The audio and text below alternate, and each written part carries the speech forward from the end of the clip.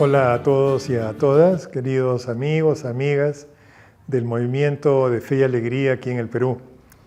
Como todos sabemos, estamos este año conmemorando el 20º aniversario de la conclusión y la entrega del informe final de la Comisión de la Verdad y Reconciliación al país. Este 28 de agosto es la fecha central. Y con esa ocasión, en Fe y Alegría nos hemos dispuesto a poder reflexionar tanto a nivel de nuestros docentes, también a nivel de nuestros alumnos y alumnas, este hecho y el impacto que tiene para la situación actual del país.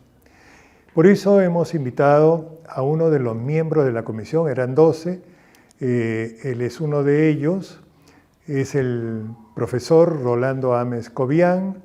Él estudió Derecho, estudió también Sociología, se graduó en Ciencia Política, por lo tanto es politólogo. Fue senador de la República entre el 85 y el 90, profesor principal, ahora emérito, de la Pontificia Universidad Católica del Perú, 50 años, profesor, por lo tanto, como todos los que aquí estamos, y pues durante 2 años miembro de la Comisión de la Verdad y de la Reconciliación. Por eso lo hemos invitado a que esté con nosotros, a que comparta su experiencia, pero también su visión, su balance de país a partir de este hecho clave para nuestro presente histórico. Bueno, yo empiezo agradeciendo además la entrevista y diciéndote, Ernesto, que me parece muy interesante que Fe y Alegría, con el alcance que tiene en el país, pueda ayudar a que en un momento que hay tanta tensión política y tanto debate sobre la violencia, el recuerdo de que hace 20 años que la Comisión de la Verdad entregó su informe sea un motivo para entender mejor lo que pasó, pero también lo que está pasando ahora. Rolando, una primera pregunta que me gustaría hacer es de contexto, que nos ayudes a hacer memoria de la fundación de la comisión, en qué contexto se crea, por qué se crea, quiénes la conforman. El 2000, al final del 2000, Fujimori renuncia a la presidencia y se va al Japón, como se sabe. Y entonces hay una suerte como de momento de afirmación de que a partir de ahora el Perú iba a optar por una democracia más sólida, que no hubieran recuerdos dolorosos, que no hubieran asuntos impunes, y muy rápidamente sale el tema de la respuesta a Sendero. El ejército, la Fuerza Armada, derrotó a Sendero. Esto fue claro, naturalmente por eso estaba preso Abimael Guzmán y toda la capa dirigente. No había ninguna duda del 2000 de que Sendero se había terminado. Pero sin embargo, sí había, sobre todo en las zonas de violencia, la queja de los familiares, sobre todo por la desaparición de los cuerpos de sus familiares, estos desaparecidos. Eran una suerte de dolor oculto que no sabían cómo manifestar, temían de que bajo Fujimori, si ellos insistían, más bien hubiera investigación sobre ellos, considerándolos sospechosos. Y otro factor que es bien importante para contestar por qué se creó, es que en América Latina, del año 70-80, hubo gobiernos militares muy violentos, particularmente en Argentina y en Chile. Y entonces la misma reacción democrática en esos países fue incluso como más masiva, porque en el Perú, por ejemplo, para Lima, este tema de los desaparecidos de Sendero no era un tema muy presente. En cambio, en Argentina y en Chile se dice no, hay que superar este recuerdo de países divididos y enfrentados.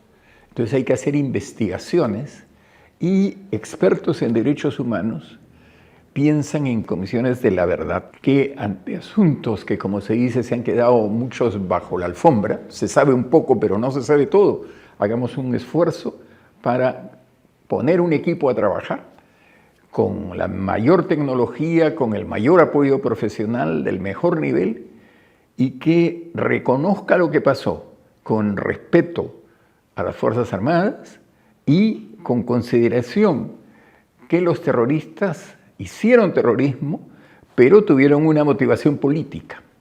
Entonces también hay que registrar ese hecho. El país vivía con la imagen de un grupo fanático que asesinaba, que hacía estallar vehículos, ponía bombas, causaba mucho dolor, pero esto es muy importante que la gente entienda hoy que ya no estábamos en guerra. O sea, como digo, Sendero había terminado y por lo tanto esto dependía de una decisión del gobierno. Y es así que entonces se decide crearla en el 2001. Valentín Paniagua tiene un gesto además muy noble porque él era de Acción Popular y él sabía que bajo el gobierno primero de Belaúnde, sin mucha conciencia de qué cosa era Sendero, hubo mucha muerte indiscriminada de inocentes. Y entonces cuando se le plantea, él era una especie de ejemplo de demócrata, él duda unos meses. Pero antes de irse, en el mes de junio, un mes antes de irse, decide crear la comisión, nombra a 7 comisionados. Y cuando Toledo asume la presidencia, el 28 de julio del 2021, dice, me ha parecido muy importante que se cree una comisión, pero yo quiero completarla, quiero que sean 12, voy a nombrar 5 personas más. Y de algún modo no lo dice así, pero todo el mundo entiende que al nombrar a un general de la aviación, el general Arias Graziani, de algún modo es también un gesto para que los militares entiendan de que no es que se los va a perseguir a ellos ahora como se había perseguido a Sendero. El general Arias Graziani, que entra conmigo a formar parte de la comisión, me contesta cuando le pregunto, ¿y los militares qué piensan de la creación de la comisión? Y me dice, Rolando, vamos a trabajar 2 años juntos, te digo la verdad cruda. Si no hubieran grabado a los militares que firmábamos un acta de sujeción al gobierno de Fujimori, no habría Comisión de la Verdad. Porque naturalmente nos sentimos, de algún modo, nosotros culpables. Pero ¿qué vamos a reclamar cuando queda claro que el gobierno de la dictadura nos obligó? Esto quizá es útil para que los profesores jóvenes de hoy puedan darse cuenta de lo especial que fue esta experiencia, esta institución, digamos. Yo me imagino que en el contacto con tantos testimonios que ustedes escucharon, debe haber sido difícil. Debe haber impactado mucho a cada uno de los comisionados. ¿Cómo sentiste tú? ¿Cómo, digamos, te impactó a ti? Mira, eso fue muy duro. Puedo contar que cuando voy por primera vez a Ayacucho y en medianoche entramos a comer algo en un pueblo del camino, íbamos con 2 ayacuchanos. Y los ayacuchanos empiezan a hablar entre sí, sin tener claro que nosotros éramos miembros de la Comisión de la Verdad. Sabían que teníamos una relación. Y entonces ellos dicen, pero ¿cómo van a investigar después de tanto tiempo? ¿Qué cosa van a encontrar? Entonces, cuando empezamos a encontrar, lo que es muy impactante es que pudiera haberse quedado en silencio. Como digo, la desaparición de gente de la ciudad, de familias conocidas. Y otra cosa que es muy dura, es en Ayacucho sobre todo, esto es muy fuerte, el trauma de la ciudad es tal que la gente no quiere hablar. Empieza a hablar solo cuando ve que se trata de algo serio y que le puede ser beneficioso. Leyendo el informe final, bueno, uno puede percatarse del inmenso trabajo que hizo la comisión y de los resultados y hallazgos que ustedes tuvieron y que de alguna manera resumió el presidente de la comisión a la hora de la entrega del informe. Pero, digamos, para ti, ya ahora con el tiempo, ¿cuáles crees que han sido como los 2 o 3 hallazgos importantes, conclusiones que realmente hay que tomar en serio si queremos que el país sea una nación. Tú me preguntas por hallazgos. El primero es que podía haber ocurrido una guerra tan compleja y tan cruel, y de eso no se tenía noticia. El segundo tema es que el número principal de víctimas eran pueblos originarios, quechuas, sobre todo, algunos aymaras, porque uno no entró al sendero, no pudo entrar porque la organización campesina se lo impidió. Y quizá el tercero es esta complejidad de la violencia. Recuerdo que teníamos que investigar una masacre que era claramente atribuida a senderos, y las personas que están haciendo la investigación nos llaman y nos dicen: hemos descubierto que antes del ataque de Sendero también hubo una represión militar sobre el mismo sendero. Y cuando se investiga más se dice: en el campo peruano hubo una pugna por tierras. Y resulta que hay muchos problemas entonces de propiedad de tierras hacían que una comunidad dijera: los otros, esos son senderistas. Es un drama humano por donde lo mires, y es una lección, ¿no?, de que para que haya respeto a la vida tiene que haber información, que el secreto es lo peor. Rolando, ya pensando en hacer balance de lo trabajado por la Comisión y a 20 años, ¿cuál consideras tú que es el balance a favor? ¿Cuáles son los logros mayores que se han podido conseguir a partir precisamente de la emisión del informe?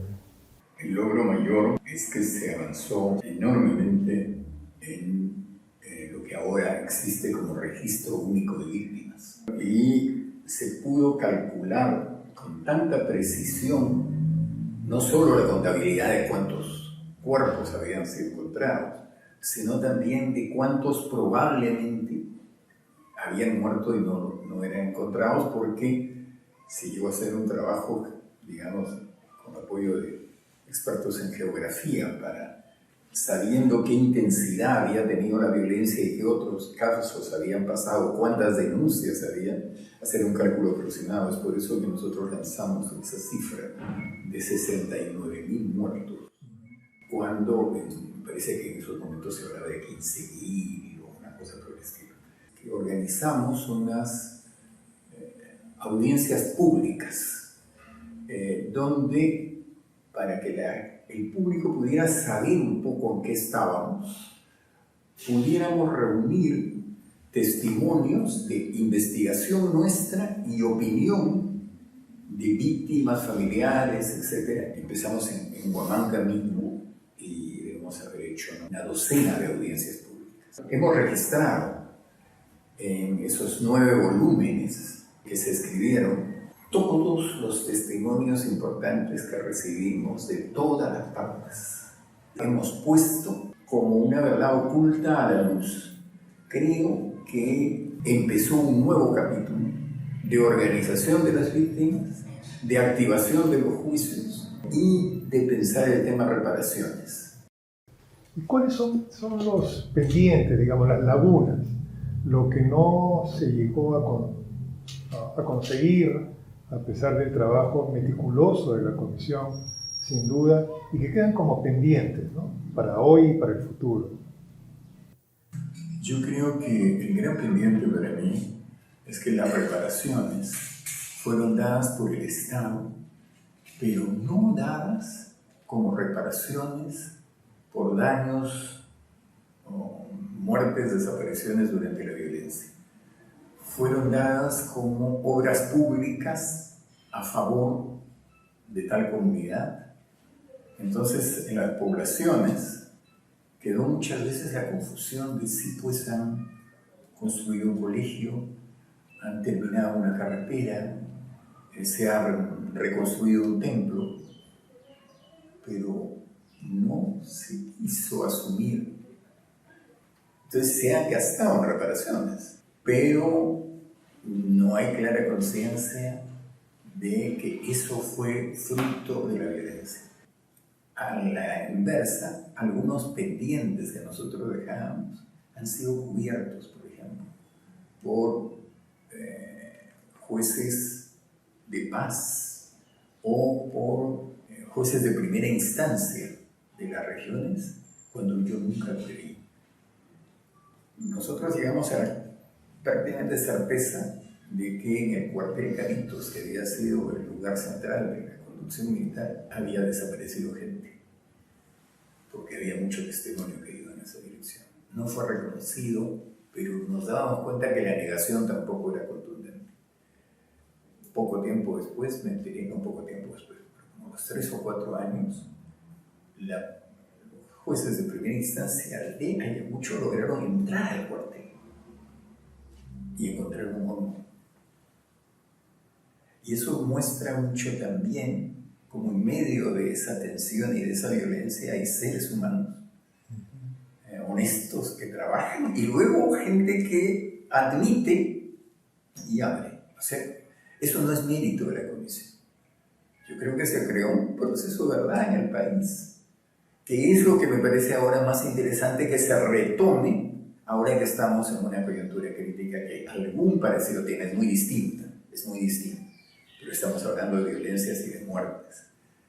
Y todavía hay en el país la idea, bueno, pues, pero eso ocurrió en Ayacucho, ¿no? Peor, ¿no? Eso ocurrió en Chuchi, eso ocurrió en un pequeño distrito. Ya, olvídate.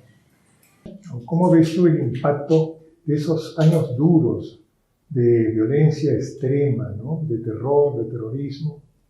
¿Cuál ha sido el impacto, la consecuencia que eso ha tenido en el país que somos hoy? La comisión en las recomendaciones puso de una manera muy destacada la necesidad de mejorar la calidad de la educación en esa región. El niño de una aldea de 200 habitantes en el Ande la educación le pasa por encima y es inútil. Estamos continuando y en algún sentido empeorando, ¿no? la capacidad de acción de las próximas generaciones.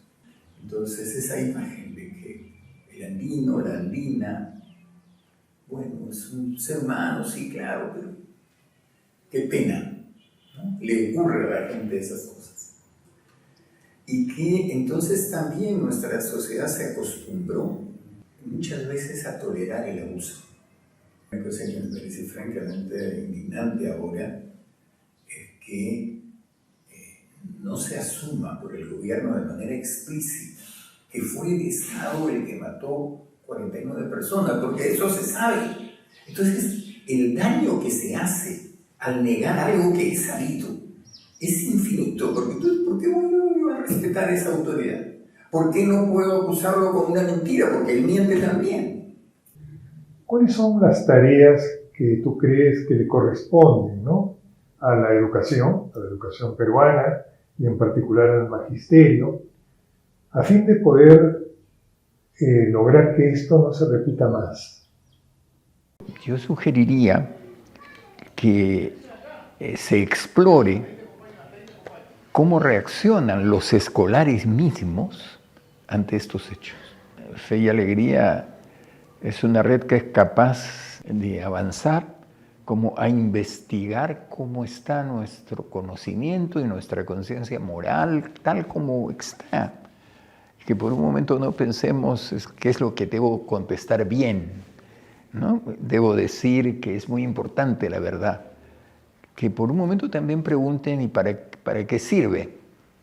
Es clave que utilicemos las duras experiencias de esos años y la dura experiencia de ahora para lograr que pensemos si no podemos tratarnos mejor entre peruanos, si no podemos vivir de otro modo, y que sean los niños, los jóvenes, los que respondan.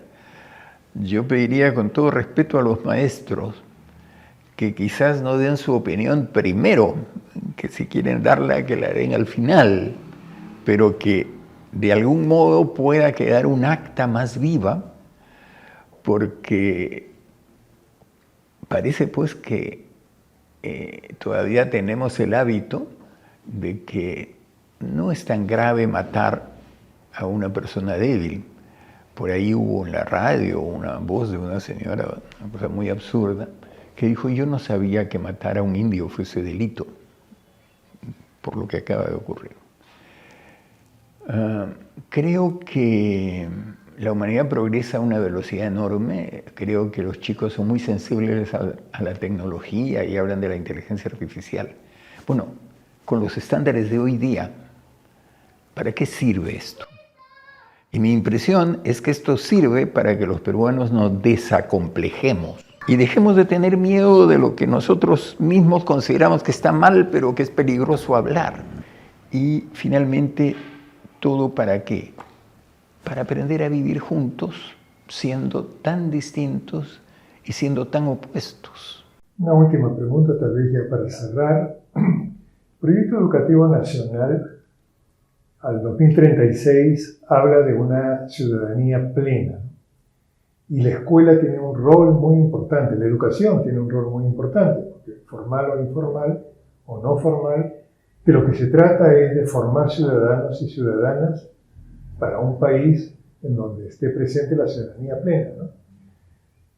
A modo casi de síntesis, ¿por dónde crees tú que debemos continuar trabajando para que se pueda lograr este tipo de cosas, aprendiendo del pasado, la experiencia que nos deja este periodo doloroso de nuestra historia, pero que nos puede permitir tal vez también darnos insumos y elementos para construir un presente y un futuro diferente, ¿no? Bueno, eso, ¿no? Quizá podríamos tomar esta palabra de maltrato, una palabra muy repetida, ¿no? Nos tratamos mal, hay mucho maltrato, yo estoy maltratado, me siento maltratado en el colegio, en la escuela, en mi casa. Creo que ciudadanía plena supone dos cosas, ¿no? Que tú eres capaz de juzgar por ti mismo lo que está pasando a tu alrededor. Tú eres miembro de la sociedad. Y entonces tú tienes no solo ganas, sino que tienes el derecho de evaluar. Pero cuando tú evalúas, estás comprometiéndote a dar esa opinión, estás cambiando el trato. El trato era de golpearse o de ignorarse, ahora el trato es de hablar. ¿Por qué no hacemos estas experiencias de discutir cómo podríamos mejorar la vida escolar? Así, en concreto, a partir de nosotros, a partir de los chicos. Y creo que eso es ciudadanía plena. Porque hay una dimensión personal que creo que el mundo cristiano y los mensajes del Papa argentino ayudan mucho a esto, ¿no? Él habla de la amistad social, por ejemplo. Y él dice que, ¿no es cierto?, uno de los grandes vacíos de este mundo es que desconfías de todos y que te pierdes la potencialidad que tienes en la amistad social. ¿Por qué no hacemos una experiencia de amistad social, ¿verdad? Y que eso, si hay profesores creativos como los hay tantos, podrían hacer concursos, podrían escuchar casos distintos. Creo que hay que jugar a hacer las transformaciones ya de veras, o sea, no... antes los viejos hablaban mucho de la revolución. Yo creo que esas son palabras que ya no tienen el mismo valor, porque antes era posible que un gobierno pudiera controlar un país 10 años, 20 años. Entonces podía ser una revolución dirigida por la misma persona. Eso ya no ocurre en ninguna parte, ¿no es cierto? Cada cual tiene su propia opinión. Entonces ahora la salida es que, en todo caso, la revolución sea comunitaria, es decir, que entre todos, ¿qué queremos hacer? Y eso no es para alcanzar una finalidad nomás, sino es para, como dice Francisco, para caminar juntos. El Papa Francisco también nos llama a todos a participar del Pacto Educativo Global, llamamiento que se produce justo antes de la pandemia y que lo ratifica después al año siguiente nuevamente porque considera que es clave el que toda la sociedad participa en la educación de un niño. Él habla de la aldea de la educación, haciendo referencia a un proverbio africano que dice que para educar a un niño se necesita toda la aldea. No basta la escuela, es un espacio privilegiado sin duda, no basta la familia, son claves para la educación, pero es importante que toda la sociedad esté imbuida de que su misión es educar ciudadanos y ciudadanas para un país mejor. Muchísimas gracias, Rolando, por este tiempo compartido, por este diálogo que sin duda va a ayudar a todos nosotros, a todos los profesores, a todas las profesoras, en este proceso de recordar para transformar.